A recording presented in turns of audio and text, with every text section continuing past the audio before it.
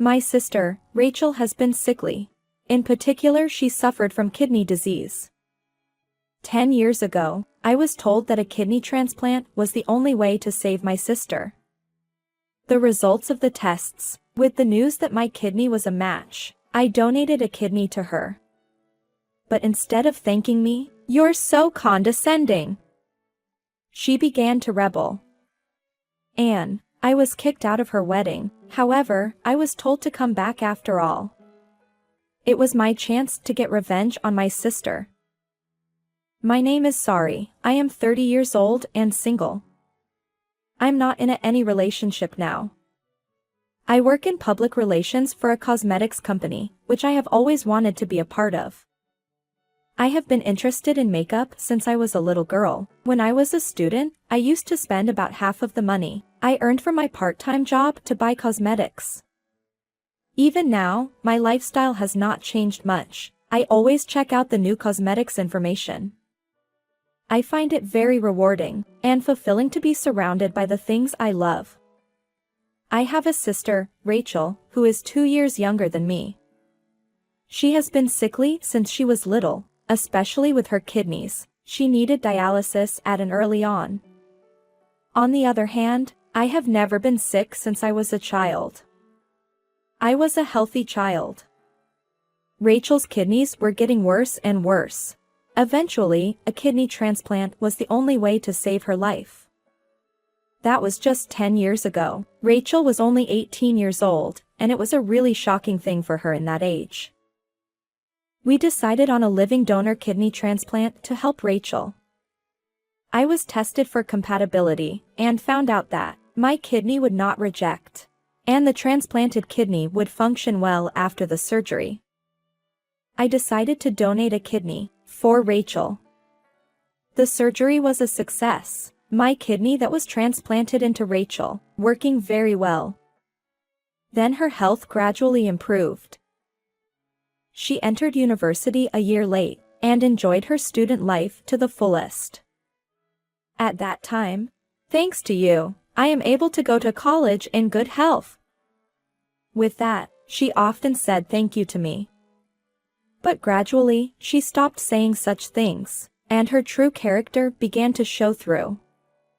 Since her childhood that she was sickly and weak, she had been spoiled by my parents. She was selfish, and they bought her whatever she wanted. She thinks that she has priority over everyone else.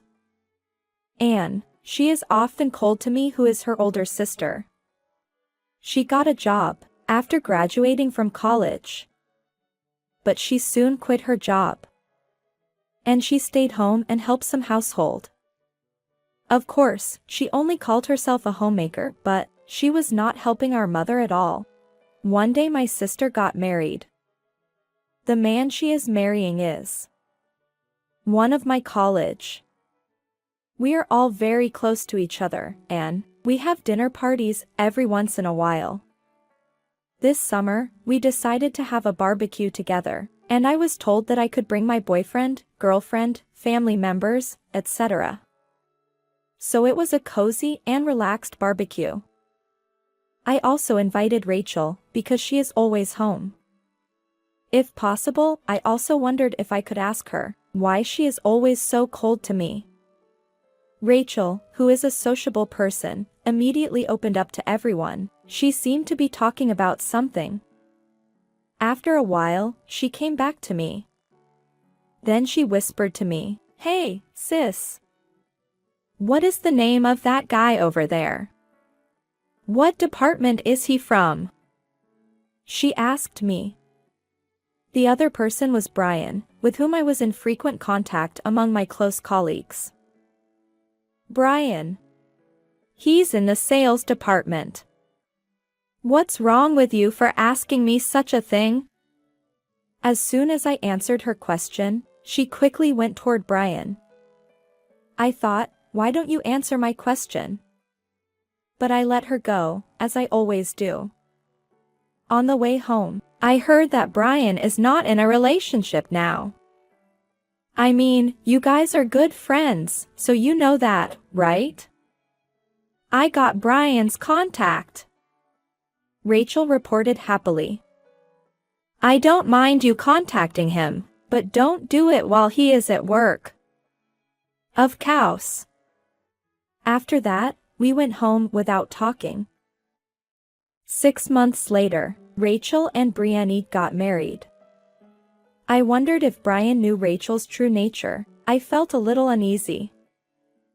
I thought she was pretending to be cute and nice in front of him all the time. Rachel has a habit of wasting money. She doesn't mind shopping for more money than she has. I sent a message to Brian. Congratulations on your marriage to Rachel. I was surprised that Brian, who is one of the most popular among peers, choosing Rachel, huh? What do you like about Rachel? He immediately replied. Thanks, he replied. I'm not particularly popular. Rachel is cute and can do all the housework. She is very family-oriented. She also said she is always grateful to you. She said you gave her a kidney a long time ago. Family-oriented. These were the words that were most unlike Rachel. At home, she behaved unmannerly. She was cold and unappreciative even to me. I guess he was worried that I didn't respond to his messages, even though he saw a read on his message. What's wrong? Did I say something strange? No, nothing. I wish you happiness. Yeah, thanks. Oh my gosh, I said, I wish you happiness, but is happiness really waiting for those two? The exchange with Brian made me even more worried. Rachel and Brienne will start living together after their wedding, so she is still living at her parents' house. The wedding party date has been set. She looks happy every day. It's okay that she is enjoying herself, but Rachel tries to one-up me because she got married before me. Sis, you are already 30 years old, aren't you? You don't even have a boyfriend. Don't you think that's awful? You know, how do I say you are not kinda cute? Since you're working at a cosmetics company, why don't you learn more about being cute? But seriously, at 30 years old, there's no need for cute, huh? I was told a lot of things. She doesn't even have a job, and spends her family's money. Why should I be told such a thing? And I put more money into the house, and somehow making ends meet. Don't you realize that? I have plenty of complaints about her, but I couldn't be bothered to react to every single one of them. I decided not to respond to anything. I've decided to write down my dissatisfaction with Rachel in a notebook where I've been jotting down your thoughts. Finally, the day of the wedding arrived. I had asked the hairstylist to arrange my hair. I left home separately from my parents. The hair arrangement went faster than I expected, so I arrived at the wedding venue before meeting my parents. When I went to the bride's waiting room, I saw Rachel in her dress. Oh, you're here. Rachel, your dress looks great on you. Despite my compliments, Rachel did not mention it, but started to talk. Actually, you don't have to attend the wedding ceremony today. Can you go home now? What? What did you say? What do you mean? I was panicking. Rachel responded to me like that. You gave me a kidney. You've been dragging it around forever and ever. How long are you going to keep on acting like you saved my life? How long do you expect me to be grateful to you? She seemed very excited, and spoke so loudly that could hear her outside. I wasn't going to tell Brian, but when I had to explain to him about it, he just kept praising you. It really annoys me. I was the one who had the hardest time back then. And yet, everyone said I should be thankful to my sister. Even Brian's parents. They keep saying that. I've had enough of this," she said, like shouting. "But I won this marriage. I got Brian, who is a salesman for a big company, and has a bright future ahead of him. From now on, I will live freely. If I'm away from that family, and from you, no one will know that I got a kidney. No one will look down on me. I will finally be free. That's why I don't need my sister at my wedding today." Saying that, Rachel came closer to me, and she forcibly snatched my bag from me. She ripped the invitation card that was inside to pieces. She opened the door and pushed me out. When he was done taking me out, she called out loudly to the security guard. "Excuse me, someone has entered here, without an invitation. Please take her outside." Then, the security guards heard her voice and appeared. I was escorted out. I could no longer go inside. Still, I can't believe Rachel had thought that. More than when she tried to one-up me. I felt like I could hear Rachel's true feelings. I don't know what I should have said to her at that time. I had no idea that she had been dragging it out like that. If only she had talked to me, I could have had a proper conversation with her. I don't have an invitation. I can't get in even if I'm here. I gave up and started walking home. Meanwhile, at the ceremony, things were very serious. The exchange between Russell and me, I guess they could hear us outside of the room. A friend of Brian's was listening to the whole thing. I, her sister, was chased out of the room by a guard. He also saw the whole thing. Moreover, he told it to Brian. I heard that Brian said he didn't believe that, but he brought in the security guard who kicked me out. And he asked the guard to tell Brian everything that happened with me. Before asking Russell what happened here, Brian contacted me. "Sorry, I heard that Rachel kicked you out of the wedding hall. Is it true?" "Yes, I didn't know that Rachel had such thoughts about kidney transplantation. She never expressed it to me. She used to say that marrying Brian would make her surpass me, so I thought that was enough." "That's not true, right? The fact that you gave her a kidney doesn't fade away. It's something she should be grateful for all the time, isn't it?" "I think Rachel is wrong." "You'll still marry Rachel, won't you?" "Yes, but..." Brian trailed off a little. He said, "But I want my whole family to give us blessing. Including you, sorry. Come back to our wedding party. I'll tell the receptionist about the invitations." "But Rachel doesn't feel that way. I still can't." With that, I hung up the phone. I have no intention of going back to that ceremony place. An hour before the wedding ceremony started, I received a call from my father Tomas. "Why aren't you at the wedding?" He sounded a little angry. "Rachel told me to go home. She said she didn't want me to keep acting like I saved her life. She doesn't want to be grateful to me any longer." I answer honestly. Then I hear my mother's voice.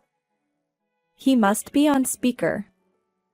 "But we are still waiting for you. You are Rachel's sister, so you should attend the ceremony properly." My mother seemed unusually angry. "I still don't intend to go." Anne, it was time for the wedding ceremony to begin. Rachel looked pleased that I was not there. She seemed satisfied.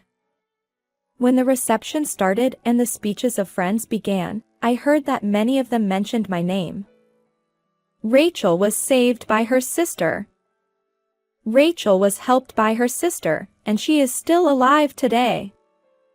Rachel and I met and became friends. Being invited to this wedding is also thanks to my older sister. When I trace it back to the beginning, you was able to marry Brian. You have a wonderful sister. You are a very lucky person.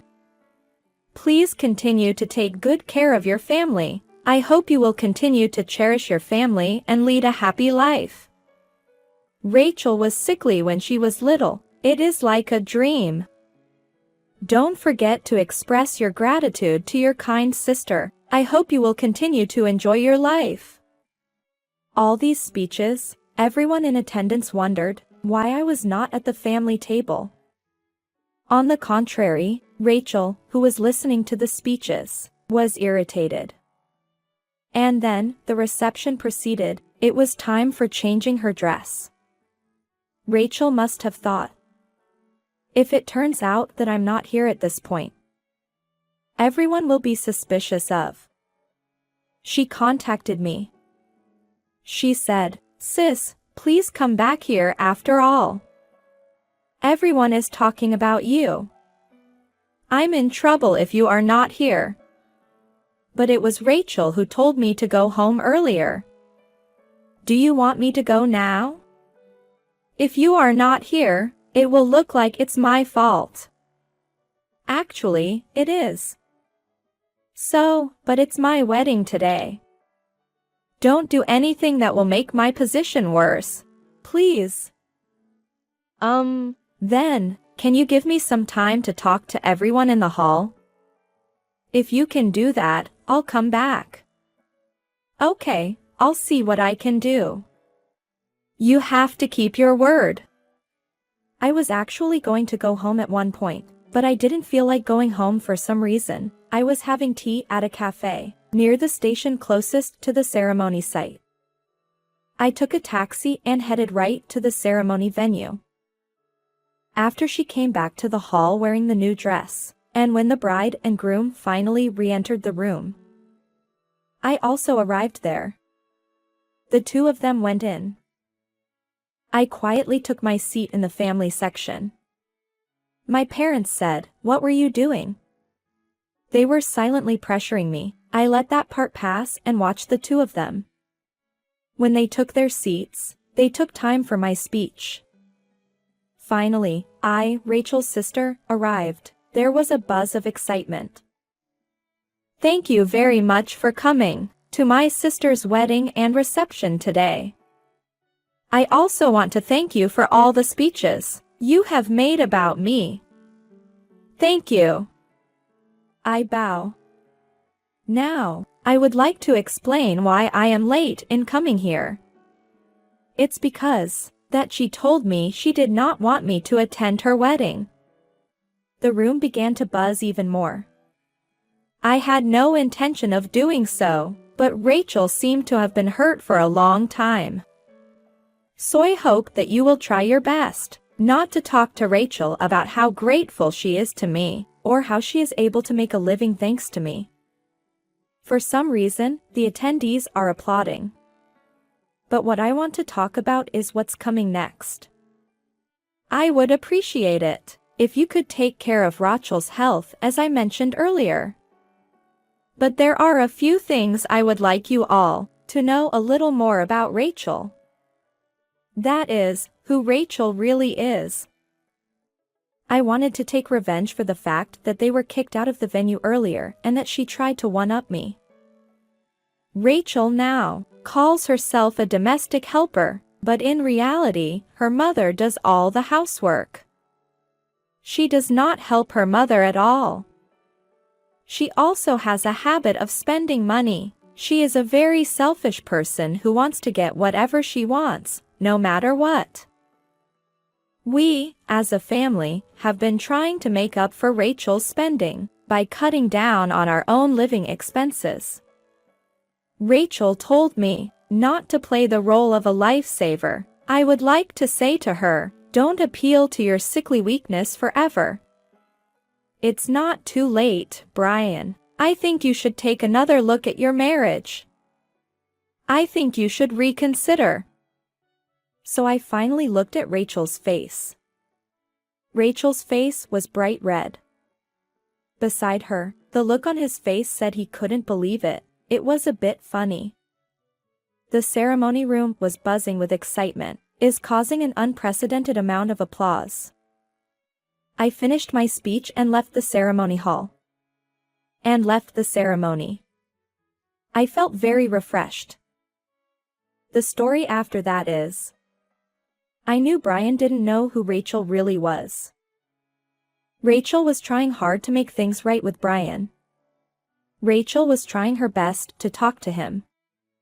However, among the colleagues in the company, I have been working with him for many years. Rachel's story that they had only been dating for 6 months. Everyone trust what I said, not Rachel's story.